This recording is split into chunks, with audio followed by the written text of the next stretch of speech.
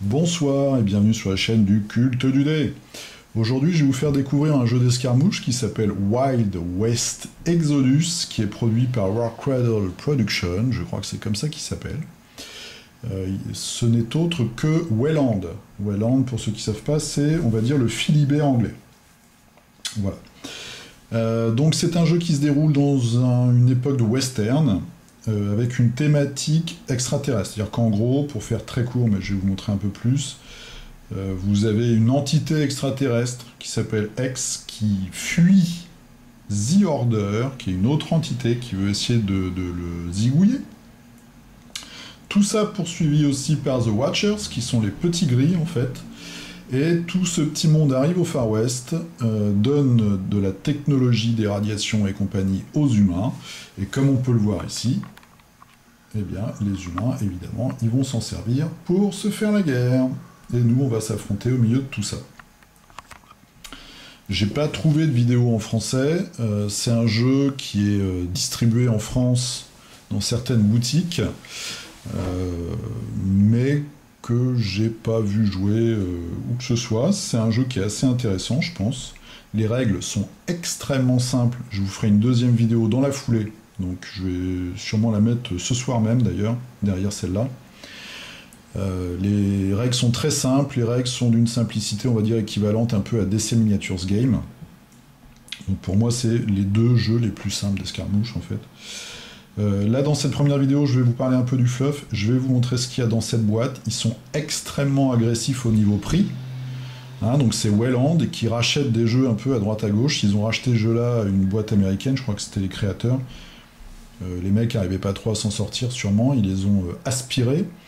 Et ils ont acheté aussi chez Spartan Games tout ce qui est Disposian War. C'était, on va dire, un jeu d'escarmouche, mais au format bateau, avion et char. Et ils ont mixé les deux univers.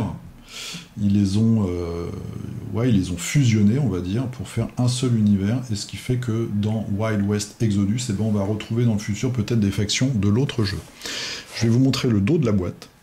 Donc très agressif au niveau prix, cette boîte elle coûte 39 €. Donc dedans vous avez les deux boss, qui sont Jesse James et Wyatt Earp. Vous avez leurs deux sidekicks, vous avez deux motos, donc une pour chaque faction, qui sont là.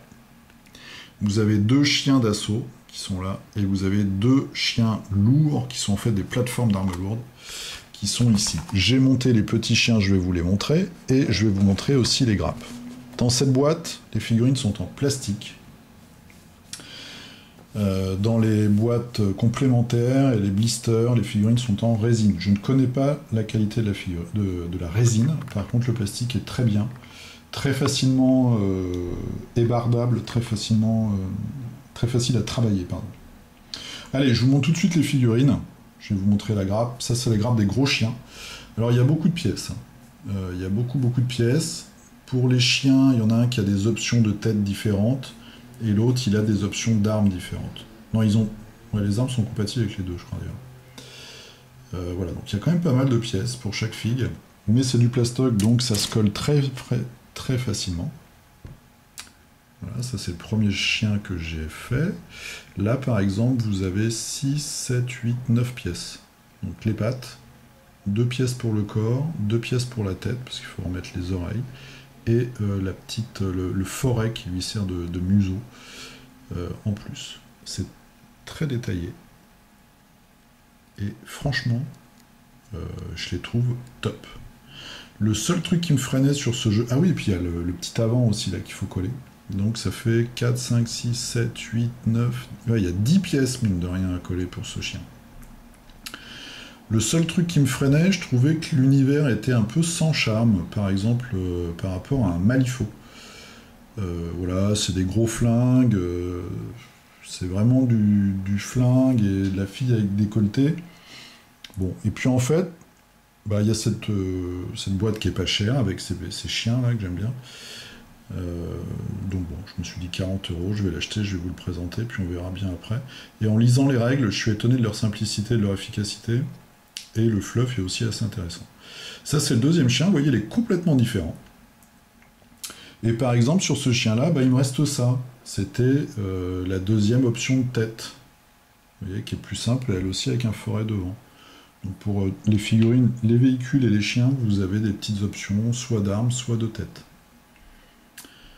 Comme elles ne rentrent pas sur les socles qui sont un peu spéciaux, pardon, vous voyez, ils sont d'une forme un peu différente d'habitude. J'ai mis un peu de milliput pour pas que les pattes soient comme ça tenues en l'air. Et une fois que j'ai mis mon sable, hop, voilà, ça nous fait quelque chose de normal, quoi. Ça fait un petit promontoire devant et il n'y a pas de trou. Alors, ensuite, la grappe avec les personnages humains et les motos, là voilà, donc il y a vraiment beaucoup d'éléments. Il y a des petites options de chapeau aussi, j'ai vu. Voilà, ils ont plein de flingues, plein d'étuis, de trucs. Et ce qui est assez marrant quand même dans cet univers, c'est que vous avez des factions, on va dire, qu'on n'a pas trop l'habitude de voir. Vous avez les Mexicains, par exemple, vous avez des conquistadors qui sont en train de sortir. Bon, vous avez des espèces de sorciers, mais vous avez des petits gris, vous avez des Indiens, vraiment les natifs, les Indiens d'Amérique. Donc ça change un peu, puis ça m'a l'air assez intéressant au niveau règles, assez simple. Donc pour jouer avec des gens qui ne jouent pas au jeu d'escarmouche, je pense que ça vaut le coup. Donc il y a des cartes, mais je vous montrerai ça dans une deuxième vidéo sur les règles. Donc très classique hein, dans un jeu d'escarmouche. Chaque personnage ou chaque unité a une carte avec ses caractéristiques, sa valeur en points, son nom, quelques mots-clés, ses armes. Et derrière, vous avez des caractéristiques à mots-clés qui sont très répandues, et puis ses pouvoirs spéciaux. Voilà. Alors, faut pas s'effrayer, lui c'est un boss, donc il s'est rempli, mais même les pouvoirs spéciaux, on les retrouve chez plusieurs personnages. Donc je pense qu'au bout d'un moment, j'ai pas vu une multitude d'habilités différentes. Même en regardant, si vous allez sur leur site, tout est en téléchargement gratuit, aussi bien les cartes que les gabarits, les scénarios. Ah oui, il y a aussi tous les fascicules de montage. Ça, c'est important sur leur site. C'est beaucoup moins compliqué, on va dire, dans la diversité des caractéristiques que du Malifaux, par exemple. Alors, on a donc ces cartes de personnages, une petite réglette en pouces. Voilà, ça c'est les grands socles pour les motos et les gros chiens. On a des cartes, je vous montrerai dans la deuxième vidéo à quoi ça sert. Voilà, on a deux packs, on a un pack par jour pour ces cartes-là. Et on a aussi des grandes cartes comme ça. Avec une règle assez intéressante, je vous la fais rapide. On choisit, en fait, on a une main de cartes. Et on va choisir de dépenser ces cartes, soit pour avoir des bonus à ces actions, soit pour avoir des mini-objectifs et gagner des points de victoire. Ça, c'est bien trouvé, c'est assez intéressant au niveau stratégique. On a un gabarit en plastoc, et ça, c'est bien, parce que souvent, les gabarits, c'est ce qu'on n'a pas dans les boîtes. Donc, il fait le gabarit d'explosion, et il fait le gabarit de lance-flamme. Impeccable. Des petits trucs en carton, comme ça, des petits jetons, pour symboliser les états. Et là aussi, c'est très simple. Les états, il y en a 5 dans les règles. On a sur ces petites cartes-là, qui sont des cartes de résumé de règles, vous voyez, il y a 2 conditions positives, et il y a 3 conditions négatives, et c'est fini. Donc ça, c'est plutôt intéressant. Les dés, c'est des dés de 10, avec le petit symbole spécial, soit pour le 10, soit pour le 1. Voilà, le 1, c'est l'as de pique avec une tête de mort. Et le 10, c'est le logo du jeu, que, évidemment, je ne trouve pas. C'est les 3 W qu'on a ici, là. Wild West Exodus. Enfin, les 2 W et le X. Voilà. Et enfin, pour finir sur le matériel, le livret de règles. Donc voilà, ça c'est le livret de règles qu'on a dans cette boîte à 40 €. Assez peu d'illustrations. Aucune photo de figurine. Bon, vous avez tout sur le site. Hein. Par contre, c'est très clair. Et on a au moins un tiers de fluff. Si ce n'est la moitié d'ailleurs. Il y a une introduction, il y a une mini-nouvelle en introduction. Voilà, ça c'est l'illustration de la boîte. Il y a tout ce qui est les bases habituelles, lignes de vue, mesures et tout, qui sont vues très rapidement. Après, on vous explique les caractéristiques, les cartes. Ah, si je trompé, il y a quelques figurines. Là, il y a le Vendigo, là, c'est une créature. Ça, c'est The Order, c'est une espèce d'inquisition céleste. Voilà, donc après on vous explique comment faire son armée. Il y a quand même quelques figurines en photo. Il n'y en a vraiment pas beaucoup par rapport à d'autres bouquins. Le système de fortune, c'est un petit système de points bonus, on va dire, qu'ont les héros. Il y a une espèce de faction qui ressemble un peu à des Dr. Fool à Frankenstein. Il y a l'armée, je vais vous montrer ça après, voilà. Donc c'est assez simple. Toutes les petites règles, mais vraiment c'est simple les règles.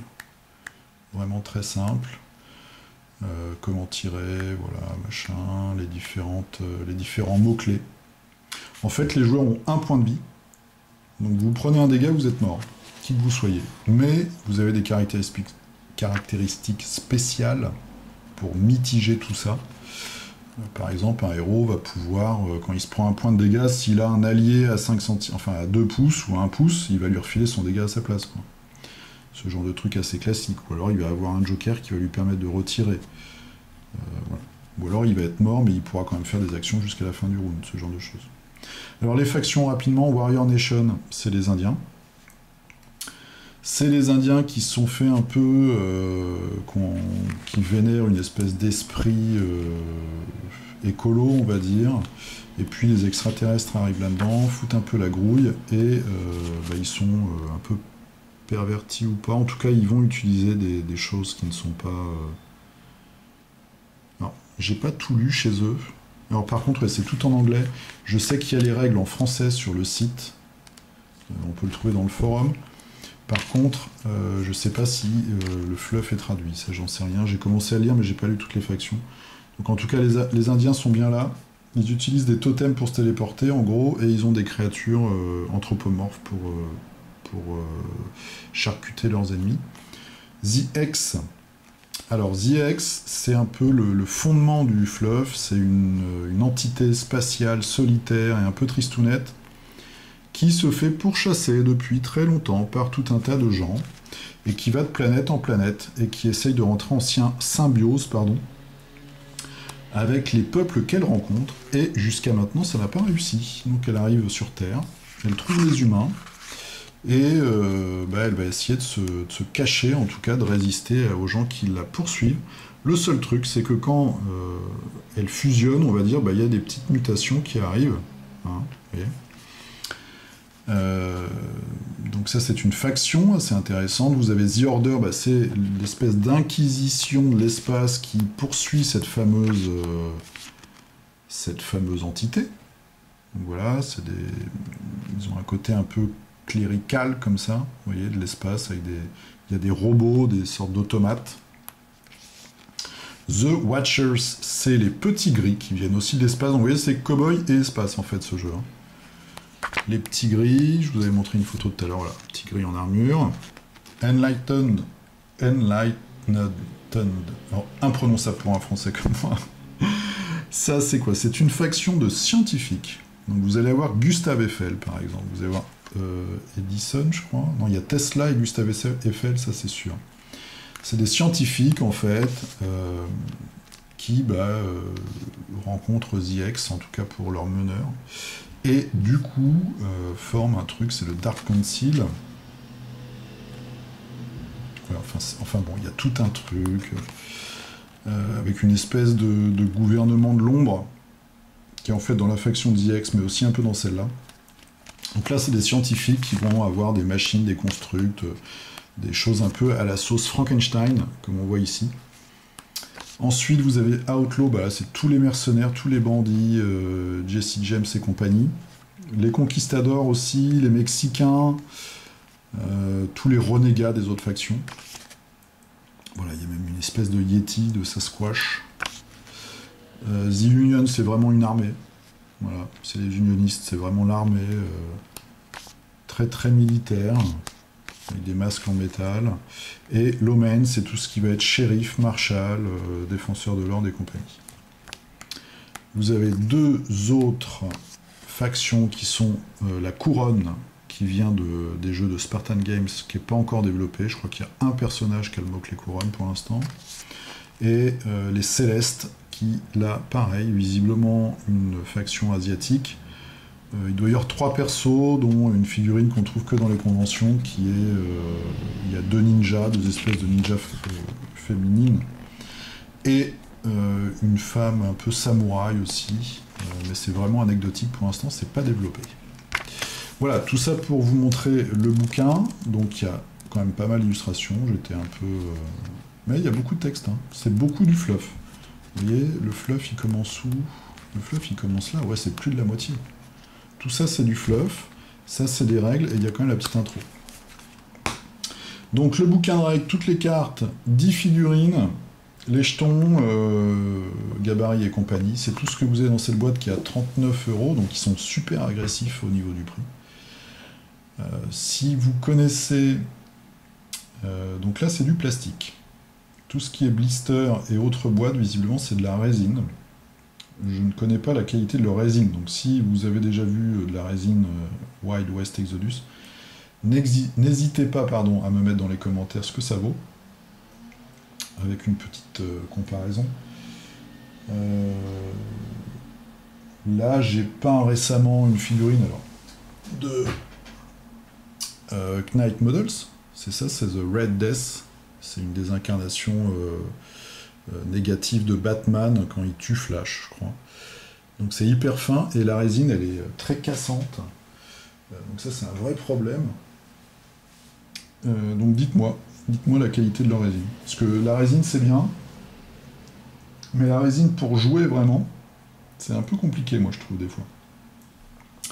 Voilà, donc ça c'est la première vidéo. Je vais vous faire une deuxième vidéo qui sera plus rapide sur les règles qui sont très simples et qui sont, je trouve, bien trouvées. Et quand j'aurai monté toutes les filles, je les mettrai de toute façon sur Instagram Paint, et puis je vous ferai sûrement une vidéo ou un petit figurinistique là-dessus. Voilà, Wild West Exodus, je vous dis à très bientôt, jouez bien, portez-vous bien, à plus, salut.